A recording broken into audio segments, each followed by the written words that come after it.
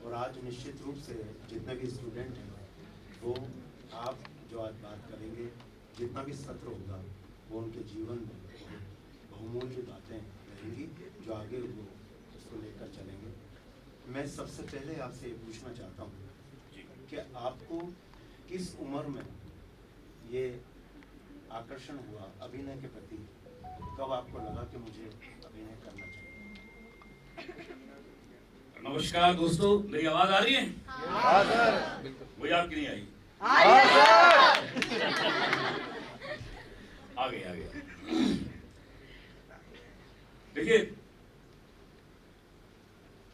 किसी भी चीज को हासिल करने के लिए सबसे पहले जागृत होना पड़ता है। जागृत मतलब ये नहीं कि जागृत तो आप हैं ही, आपने सोचा कि मैं एक्टर बनूंगा या मैं इंजीनियर बनूंगा या मैं डॉक्टर बनूंगा या मैं आईटी का कुछ बनूंगा।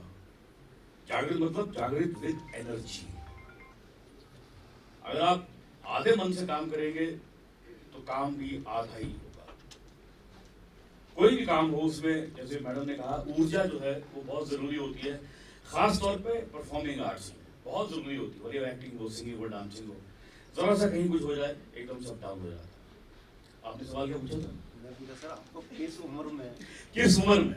तो मैं जो जागृत मैं किस उम्र में हुआ मुझे बिल्कुल याद नहीं है, क्योंकि मैंने अपनी लाइफ में कुछ और बनने का सोचा ही नहीं।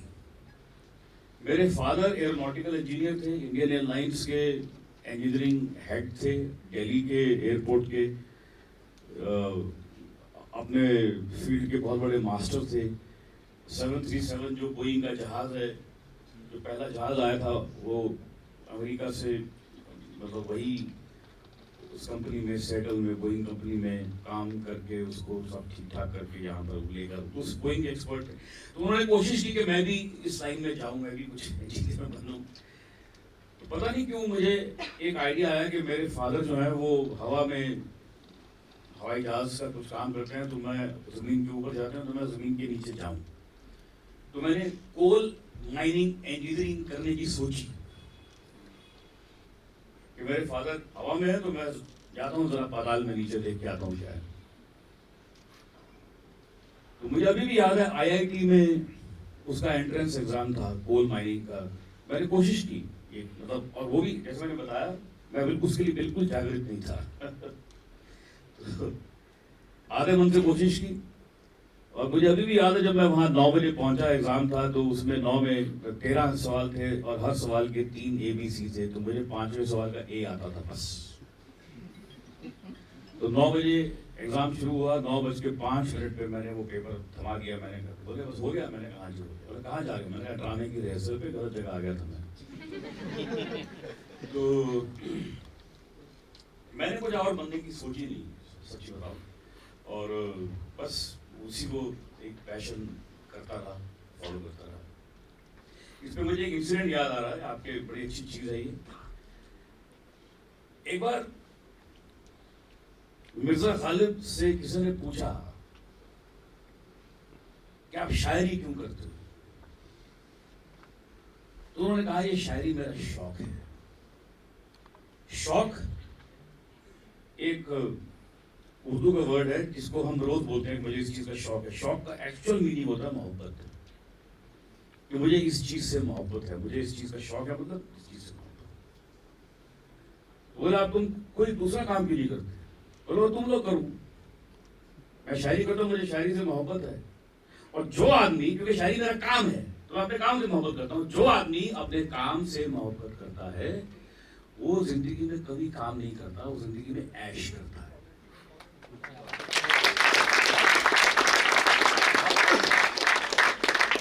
अगर आप ऐसा काम कर रहे हैं जो आपको एंजॉयमेंट दे रहा है, इससे बेटर क्या हो सकता है? मुझे बताइए, कुछ हो सकता है कि आप 24 घंटे आप वो कर रहे हैं जो आप करना चाहते हैं? लेकिन इसका एक और भी चीज है, इसका एक दूसरा रूप भी है कि आप अगर वो नहीं कर रहे जो आप करना चाहते हैं, तो जो कर रहे हैं उसको ऐसा कीजिए कि उसको अपना शौक बनाइए, तभी आप उसमें एक्सेल करेंगे, वरना नहीं करेंगे। सर आपको कब लगा कि मुझे इसी को कैरियर बनाना? मैंने आपसे कहा मुझे तो वो सॉरी मैं करता हूँ आपको फोन। सॉरी मैं इसको जरा जी। मतलब कितने नाटकों के बाद ये लगा कि मैं अब मुझे मुंबई जाना चाहिए या इसी को कैरियर बनाना चाहिए? हाँ देखिए, ये एक प्रोसेस होता है। आप सब बच्चे हैं, स्कूल में कॉलेज में अभी आ रहे हैं, आप भी इस चीज से गुजरते होंगे कि हर महीने 2 महीने में एस्पिरेशन चेंज होती है। दिल करता है कि कोई एक बड़ा स्मार्ट सा आर्मी का जवान देखा, उसने सैल्यूट मारा तो दिल किया कि चलो आर्मी ज्वाइन कर लेता हूँ। एक बड़ा फर्स्ट क्लास क्रिकेट का मैच देखा तो थोड़ा बहुत क्रिकेट खेलता है ग्राउंड में, तो बोला चलो नहीं यार मैं ट्राई करता हूँ, शायद मैं स्टेट की टीम में आ जाऊँ, इसमें आगे बढ़ता हूँ। थोड़ा सा आईटी में गए तो कुछ उसमें कुछ हासिल किया, तो एस्पिरेशन चेंज होती रहती है।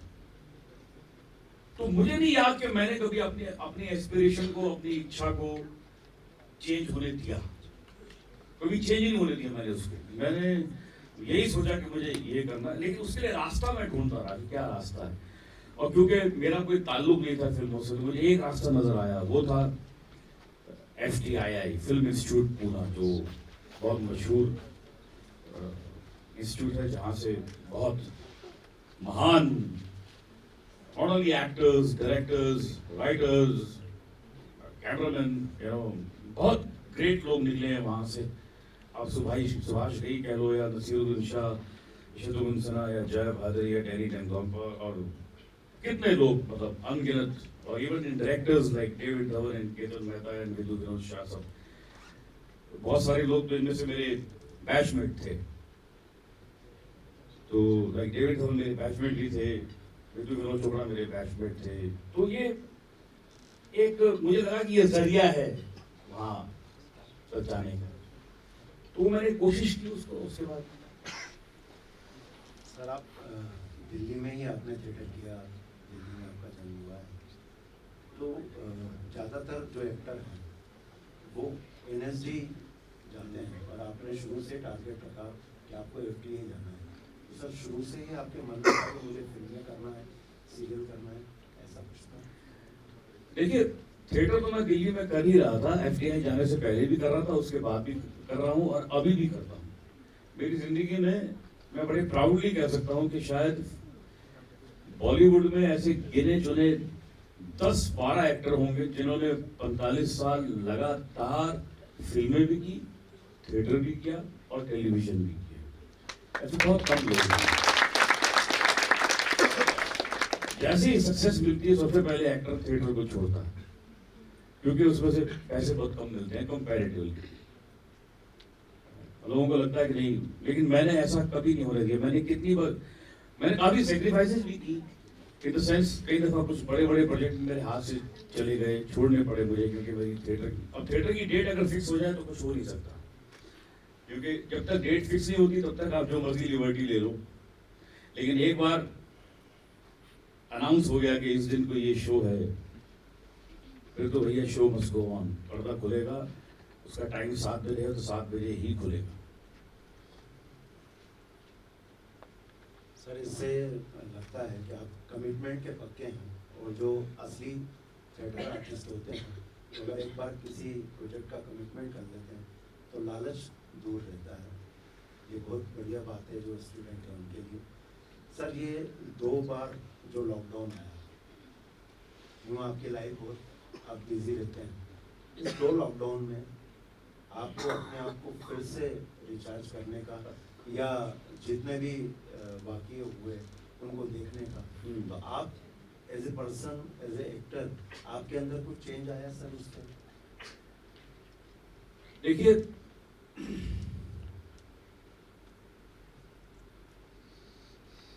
मैं एक चीज में बड़ा बिलीव करता हूं, और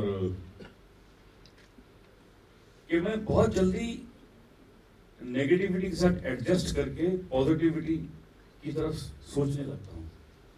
मतलब अगर लॉकडाउन आया है और मुझे लगता है कि इसका कोई इलाज नहीं है, जब तो मैं क्यों डिप्रेस हूँ, जब सारी दुनिया के पास इसका इलाज नहीं है तो मेरे अकेले से टिकट्स होने से क्या हो जाएगा? मैं क्यों घुट घुट के मरूं कि मेरा ये हो गया मेरा वो हो गया?